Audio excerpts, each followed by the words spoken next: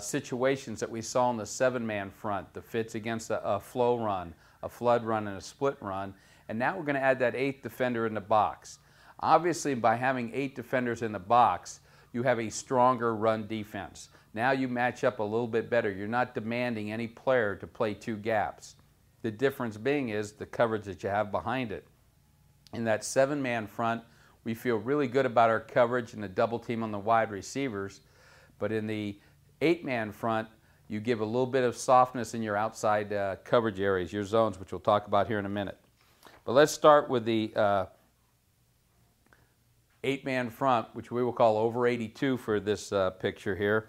And we'll start with that same flow run where we get that fullback on an outside track and we get a backside pulling guard. First of all, the backers will stem to new alignments. We will start out and we will try to coordinate this by the first backer moving will key the safety coming down, so we can make this a situation where the pre-snap look looks like our 4-3 cover 2, and then we're going to bring a safety down and the linebacker will be the guy that keys this. But eventually our will backer will move his alignment, and on this particular run action he is going to be what we call the E-gap player. The offense creating an extra gap out there, he's going to be the #1 player to the outside. Again, he's going to use the same technique that he used in our 7-man front. He's going to box the football.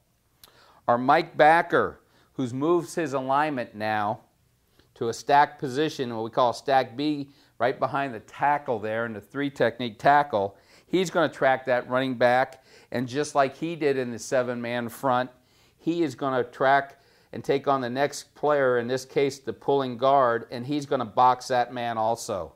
Well, again, what we're trying to do is we're trying to turn the ball back inside to our pursuing defense. The Sam backer will stem to a stack position behind the nose man in that stack A position, much like we look like in our 3x1 tray set as you take a look at the alignments of those guys. His angle of attack now, as he reads the track of the back and also sees the pull, is we're going to try to get him to stack behind our defensive end. We want to put him in position to work inside out of the football in a stacked position. He's the #3 guy in the fit, and we talk about him taking on any extra guy by being a spill player. Finally, you're going to see your free safety who's dropping down in this defense. He's the 8th defender coming in the box in this particular defense. We're going to drop him down off the outside leg of our defensive end, who's in that C-gap responsibility. And as he comes down, he's keying, again, just like the linebackers, the track of the back, and he's going to get a confirmation key with his lineman. In this particular case, as he sees that flow action, both backs to the tight end at a wide angle, his initial thought is to be the cutback player in the onside B gap. However, because of the pull, he now becomes the A-back cutback player. Therefore, again, we have a guy that now gives us a player in each of the gaps and gives us a strong defense against any kind of running play that the offense might play to the onside. We take a look at the run fits to the flood play. We'll take a look at how that free safety now becomes an immediate part of the defense. When both actions of the backs come away from the tight end, the flood look, the free safety as he drops down becomes the primary fitter, the #1 fitter in the defense, and he will be the guy that is going to box the lead blocker. He's going to read the track of the back like our Sam backer did in over 2. He is now going to read the track of that back, and he's going to be our box defender in the B gap. Our end is already controlling the C gap, assuming a base block on his side. The difference you have here now is you have your Sam backer aligned in that stacked position. He becomes the fast B gap player. He's the guy now that's going to be asked to draw the double team off our nose who's playing in the A gap. The Sam backer will be attacking up and into that B gap, and we're asking him to get across the face of the offensive guard, ripping across his face, winning the B gap, and playing in a box technique. Those 2 players are the point of attack players for us on this weak side flood play. The Sam backer in the B gap, and the free safety boxing the B gap, taking on that fullback in the lead play. Our Mike backer now can become a run-through cutback player. This is one of the huge advantages of being in that 8-man front, because your backside backer now, instead of having to flow over the top of the defense, can attack downhill and hard, and it really makes it difficult for an offense to cut the football back. It also gives you sometimes a look on tape that the guy who is blitzing, if he really gets a good fast read and comes downhill hard and fast. So the Mike backer is responsible for that A gap cutback. Our tackle would be the B gap. Our end would be the C gap. And now our Will backer can hold back. He's the D gap defender. We don't need him on a play away from us in that flood action. We don't need him in the fit very quickly. One of the important ingredients of that is that he can hold back for bootlegs. He can hold back for reverses. You don't need him to get involved in the fit on a particular blocking play that might take place in this flood play here in the lead weak defense. Okay? So that's what we're looking at here on the lead weak run. Finally, let's take a look at the 8-man front versus that split belly play we looked at in the 7-man front. Again, you gain that 8th defender, and now you take away the responsibility of any 2-gap players at all. In fact, this is when you really end up in 1-gap football for your defense.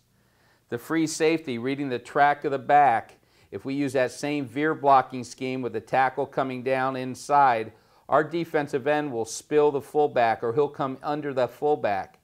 That means the free safety, by reading that outside track on the split belly play, will now come outside and he will box the D gap. He will be our primary run support player on the outside, turning the ball back to the rest of our defense. Our Sam backer in this defense will start toward his B gap. He will see color in the hole on that veer block with that guy down, our end in the B gap, and he will transfer over into the C gap versus the veer blocking scheme. He will transfer from the B gap to the C gap based on the color in the hole, having our defensive end in that hole right there, taking up the B gap. The Mike backer has no change. He's the A gap run through player. He handles all tight cutbacks by the tailback. And now your Will backer, who's working to the D gap, can really track that back. Again, if this play is designed to cut back, which a lot of times it is with a veer blocking scheme, your sound on the point of attack side, your Will backer can hold back for any cutback or bootlegs. This is also a big bootleg action where the back split. However, if the tailback decided to keep the ball onside, you still have that 8th defender, that Will backer, that's playing in the D gap and allows you to be in a solid defense and have your 8 gaps covered versus this particular play. Now we'll take a look at the 8-man front against the run. Here again, we're talking about bringing that extra defender in the box. This particular play, the disguise takes too long and the ball is snapped, but here's our 8th defender that's coming into the box. This allows the backers to shift over to the strong side, and your Will backer out there becomes your primary force player. Again, this is what we call a flow play, both backs to the tight end. So you'll see the force player is our Will backer. Because of the track of the backs, we'll really get our other 2 inside backers running fast and over top to the football. Here's the 8-man front versus a 1-back set. If you can disguise walking your linebacker out, the offense feels like you're still in your 7-man front. You bring your backer down. He's the clue. When he moves, now your safety moves up. So I can still play with an extra defender in the box, and now we outman the offense by numbers. You'll see originally it looks like a 7-man front again. Here comes the 8th defender, the linebacker in the box as the safety comes up. Here's the same defense versus a tray set. Your backers adjust, your safety will drop down.